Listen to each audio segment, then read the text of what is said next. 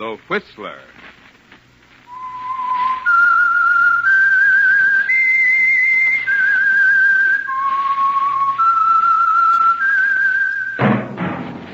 That whistle. The Whistler.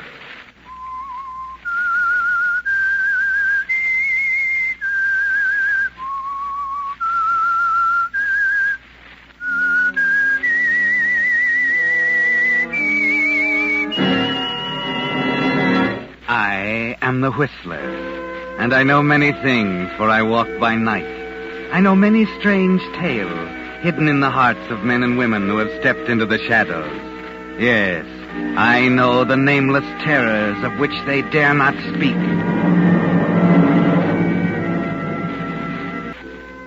And now, the Whistler's strange story.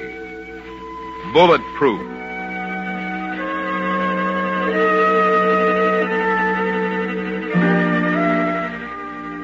The country's largest news magazine wrote him up under crime, described him as massive, soft-spoken, methodical. Howard Martine was all of these and more.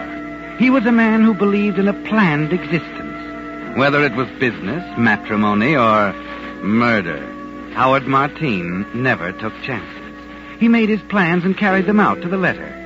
This philosophy brought him great financial success. And it brought him a wife who was young and beautiful to look at, and who hated him with all her heart. That you, Andrea? Yes. How's your headache? What? Your headache. That's why you went to your room, isn't it? Oh, yes. It's better, thank you. Howard, I've come to a decision about... Us, my dear? Yes. I'm going away. Oh, now, really, Andrea, we've been all over that before. I'm getting a divorce, Howard. There's nothing you can do about it. You make it very difficult for me, Andrea. After I explained I can't afford to lose you just now. No, it wouldn't be good for business, would it? Exactly. Oh, that sounds very callous, I suppose. Well, I was in love when I married you, Andrea. In my own peculiar way, I tried hard. I imagine we both tried. But quite apart from that, my marriage to you was the best merger I ever closed. When we met, I was a fly-by-night bond salesman. Now you own a corporation. No, we own a corporation. Oh, don't worry, you can have my share. Now, that's very generous of you, my dear. Typically feminine. But I'm afraid without you, there wouldn't be any share. What do you mean? One of your most endearing charms, Andrea, is the fact that you have a great many rich friends. Naturally, when you married me, they felt called upon to make some sort of gesture, to show that I was being accepted as one of them.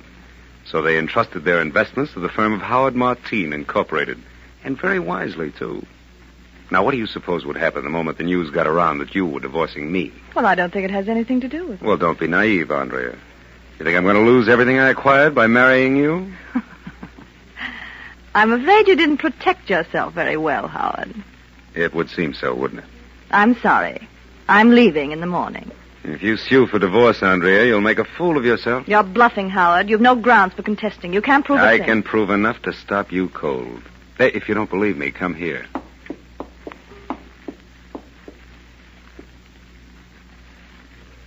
What's that? Here, hold this up to your ear. Hello? Paul, dear. Andrea. I had to call you. I needed some courage. Where are you? At home. I'm going to tell him now. Oh, Paul, what if he refuses? There's nothing for him to refuse. But he's told me he'd contest. He can't. He doesn't know about us.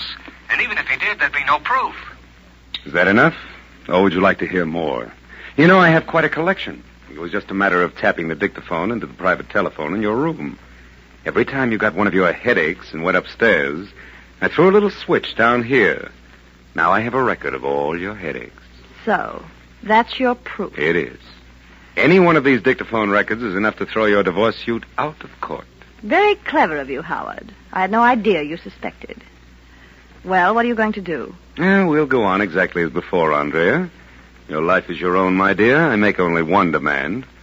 That you'll remain in this house as my wife and continue to entertain our friends or clients, whichever you prefer. For the greater glory of Howard Martine Incorporated. And what if I refuse? I'm afraid you have no alternative.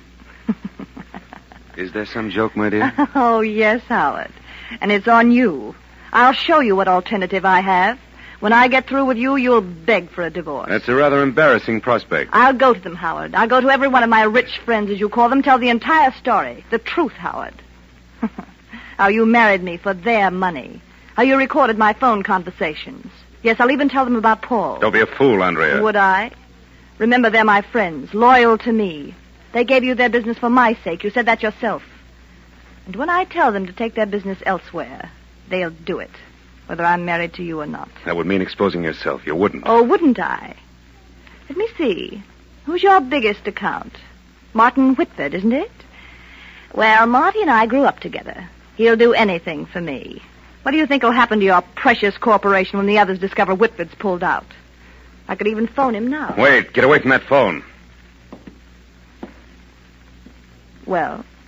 Let me think it over. I'll, take those dictaphone records first, if you don't mind. They're in that box. Thank you. Well? Oh, you can have your divorce. Only give me a week to work things out. Look, you can afford to be generous now, Andrea. You're going to marry your Paul. You've won. Well, all right. But you've got to stay here as if nothing happened. Otherwise, the story will come out before I can do anything to prepare the ground. Very well. I'll stay. But no longer than a week. Thank you, Andrea. That'll be time enough.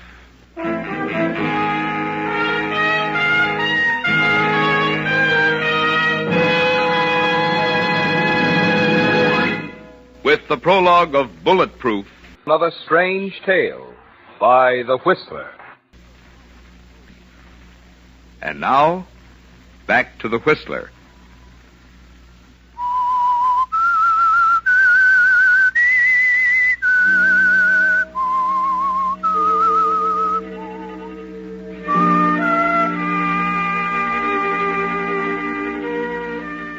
It was like a game of chess, wasn't it, Howard?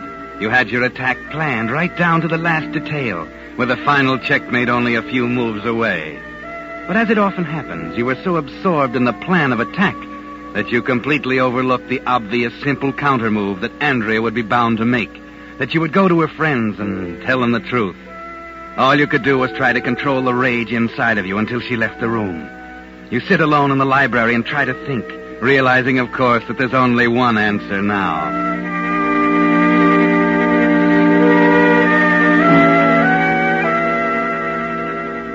It's midnight when you decide you'll have to stop thinking about it for the time being. You have a week left, and your brain will be clearer in the morning. There's an evening paper on the table next to the chair, and you pick it up. Glance at the headlines on page 1. An article in the right-hand column catches your eye. Suspect confesses in nightclub killing. Ernest Krug, booked on suspicion yesterday, finally broke down under intensive questioning at police headquarters. The case marked another triumph for Inspector William Conrad of the Homicide Department, who followed his usual routine in shooting cases by first concentrating the department's entire effort on the bullet found in the victim's body. Yeah, that's it. Good old Inspector Conrad, the ballistics boy.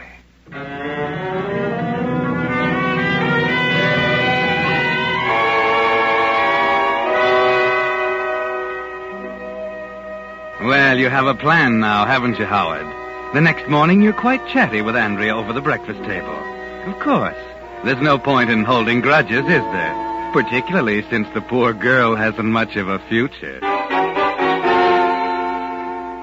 You begin by dipping into your past, the shadowy past of a one-time confidence man named, not Martine, but Marin, Joe Marin. That was your name in the old days when you used to play around on the fringe of the law, always ducking out just in time to let the other fella take the rap.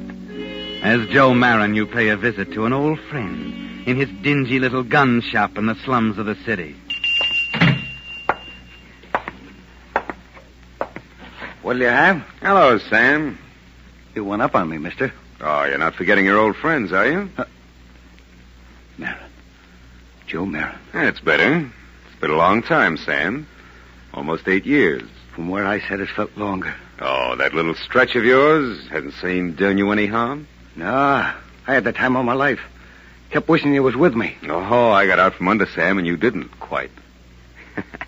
After all, I didn't tell everything I knew, huh? If I did, you might have got the chair. That's why I want you to do me a favor. You're killing me. I can pay for it, Sam. Enough to buy back 8 years? You always were a man for a grudge, but you're an expert gunsmith, and I need you. I want you to fix this 45 so it'll shoot 22 caliber slugs. It's, for a friend of mine. I'm learning something new every day. What's the idea? You're not supposed to know why, Sam. Only how. Well? Looks like a waste of good gunmetal to me. Let's see the rod. Can you do it? Yeah, I can do it. But I ain't gonna. No? Why not? I ain't exactly my own boss. I gotta be careful. Oh, yes. I know all about that. You know, that's why I'm so sure you're going to do this for me? I don't get you. Well, being on parole kind of fences a guy in, doesn't it?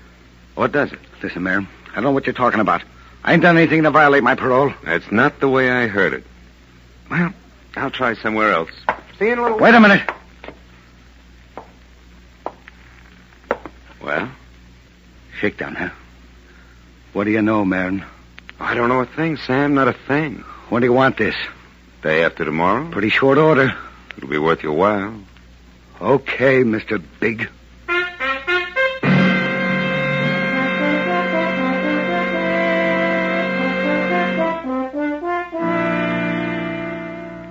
Patience is your strong suit, Howard. 2 days of waiting. 2 days in which your seeming nervousness is interpreted by Andrea merely as concern about your precious corporation. Finally, you return to Sam's place and pick up your package. Andrea arrives late that evening and goes straight up to her room without a word to you. You wait alone in the library until you're sure the servants are asleep in their separate quarters. Then you walk quietly up to Andrea's room.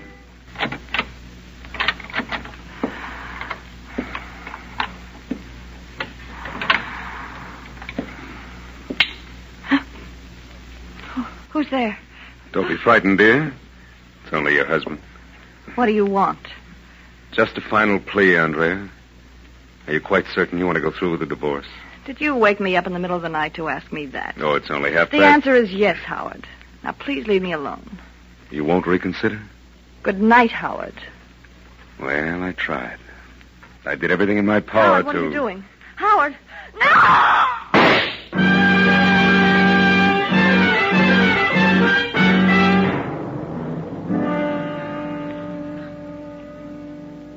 What's the verdict, Doc? It was instantaneous, Inspector. About 10 hours ago. Uh-huh. 22 through the left temple. I'll want that bullet, of course. I have it for you this afternoon. All right. The room looks like it was hit by a cyclone. What do you suppose they were after? No, jewels, mostly. And they got 'em. Oh, by the way, we're not saying anything about the jewelry to the papers. Well, Inspector, here's another one for you to crack in your ballistics laboratory. Yeah. You know, Doc, they used to laugh at me at first. They called me a nut. Bullets on the brain, they said. But they're beginning to find out now that the big story in every shooting case is written in those little rifling marks on the bullet. Plainer even than fingerprints a lot of times. Excuse me a minute, Doc.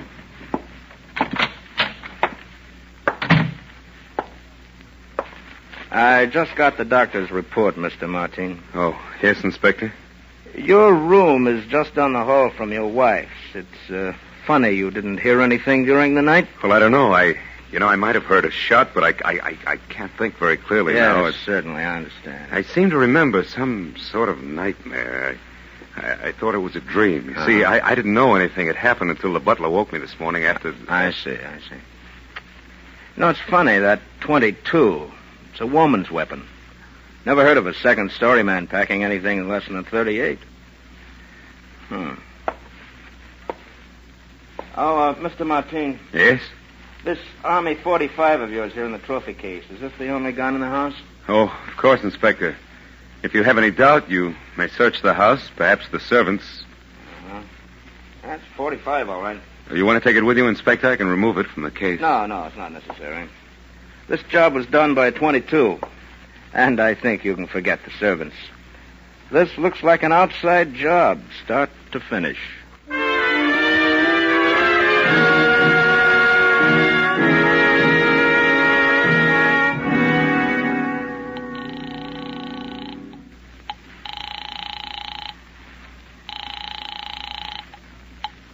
Homicide, Conrad speaking. Oh, hello, Inspector. Howard Martine. Oh, yes, Mr. Martine. I'm sorry I haven't been much help to you during the past few days. Well, I understand. I just called to see how you were coming along. Well, I'm afraid we haven't much news for you yet.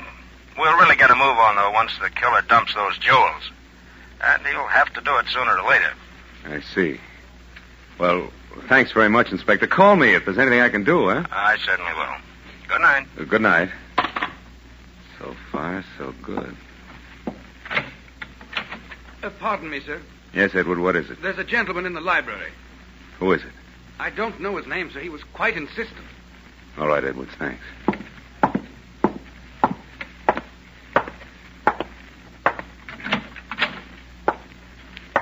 Hello, Joe. What do you want? Relax, Joe. Pour yourself a drink.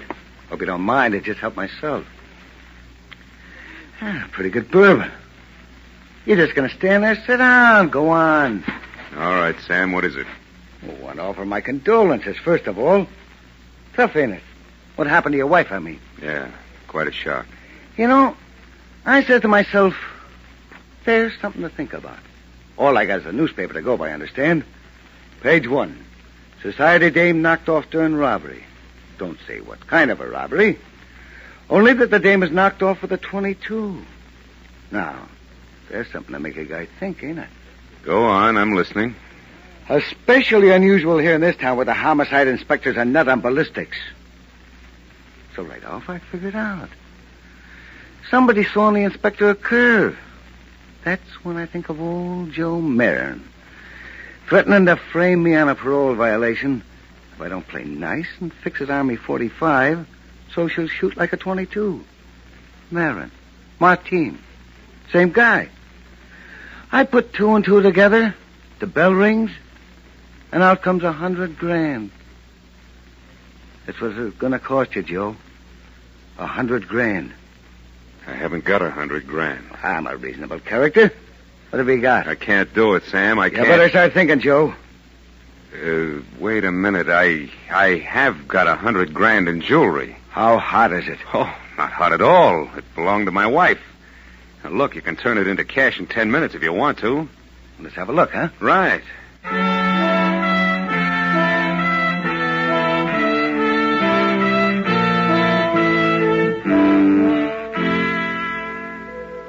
There's a way out of this one, too, isn't there, Howard? The paper said nothing about the stolen jewelry. And by the time Sam finds out, he'll be behind bars as the number 1 suspect. Meantime, you can find another gunsmith somewhere and have the incriminating .22 caliber barrel removed from the .45 Army automatic in your trophy case. Then it won't matter how much Sam talks. He has a record. He was caught with the goods. No one will believe him in a million years. Yes, Howard, you found a way out. Well, what do you think, Sam? Diamond brooch? Pearls? If it's hot, so help me, I'll kill you. Oh, don't worry. You won't have any trouble. You'll get more than your $100,000. Thanks. Okay, that's it. I'll let you know how I come out, Joe. Yeah, you know where to get me. Yeah. Oh, one other thing. I'm taking your custom-built .45 along with me. Just in case I need it to back up my store. Wait a minute, you're double-crossing. Shut up, Joe. I'd hate to pull the trigger at a time like this. Good night, Joe.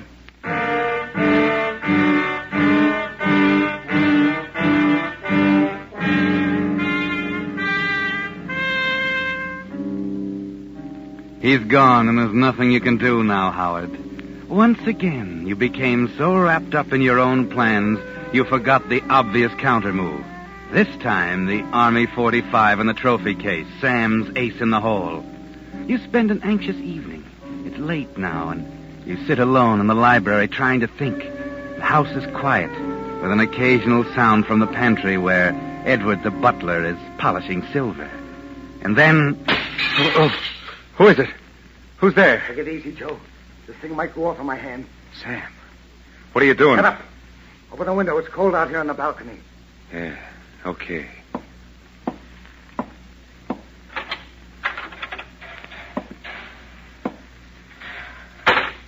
You dirty, double-crossing skunk. It wasn't hot, huh? Now listen, Sam, You knew that jewelry was hot. You knew it was bait to catch your wife's murderer. Pretty neat. Lucky I knew the fence. He tipped me off. You always was a rat, Joe. Strictly a rat. There's only one way to handle a rat. You got it all wrong, Sam. Don't try to talk your way out of it. I'm going to give it to you, Joe. Just what you deserve. Oh, Edward, how did you get in here? Edward, huh? Here, give me that gun. I tell you. Give it away from me. No. Now, just what were you saying, Sam?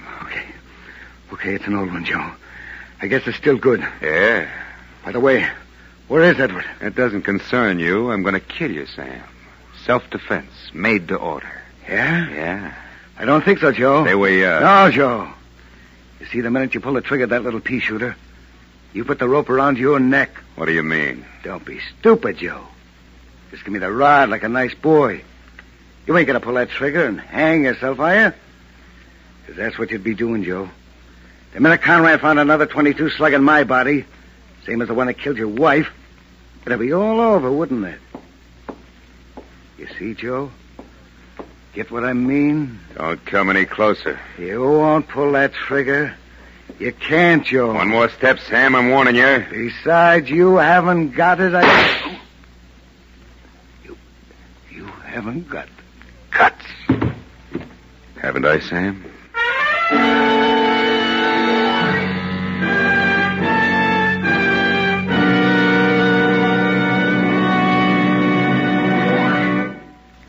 The Whistler will return in just a moment with the strange ending of tonight's story. And now, back to the Whistler.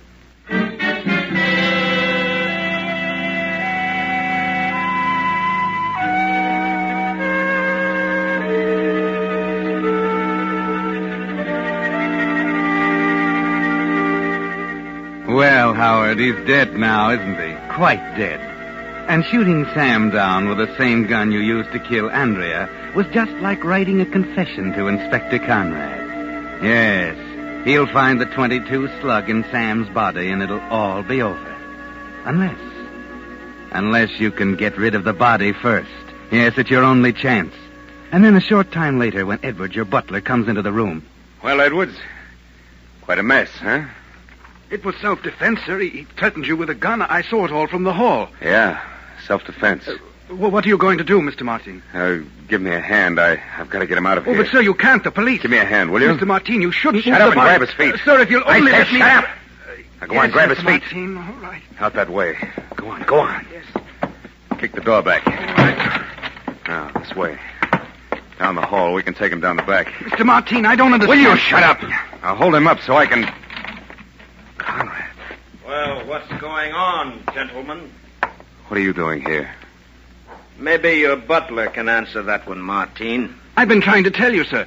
After I heard the crash of broken glass and saw this man come into the room with a gun, I called the police. What's this all about, Martin? Okay, Conrad, I guess you might just as well know the whole story. You'll know it anyway when you dig the slug out of his body. It'll be a 22. A 22? Your wife was killed with a 22. Yeah. Here, here's the gun. Hey, wait a minute, this is a 45. I had it rigged to shoot a 22. Sam, he's the guy on the... Well, he fixed it for me. Ah. So that's the way you worked it, huh? Maybe he came to see you tonight for a little dough to keep him quiet. And you shot him with the same gun you used to kill your wife, huh? Yeah. And it's too bad you couldn't have used another gun on him. Might have been a nice case of self-defense that way. Sure. But I knew when you found the 22 slug Yeah. Now, let's see how your buddy fixed this gun. What's the matter? I think you're going to be in for a rather unhappy surprise, Martin. What do you mean? You shouldn't have been so quick to spill your story. Apparently, your friend Sam here realized it wasn't such a good idea to carry a rigged 22 job around. So he changed it back to a 45. What? That's right. The slug you pumped into this man wasn't a 22, Martin. It was a regular 45.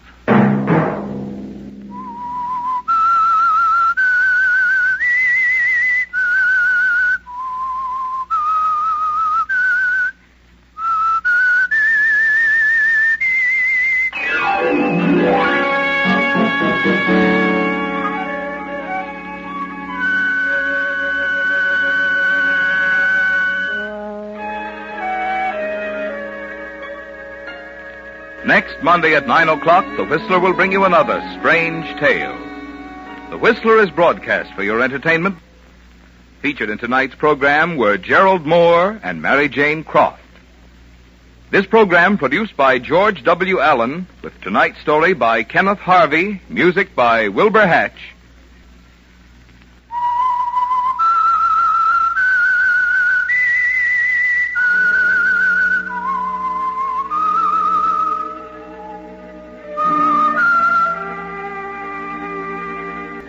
This is Marvin Miller speaking. This is CBS, the Columbia Broadcasting System.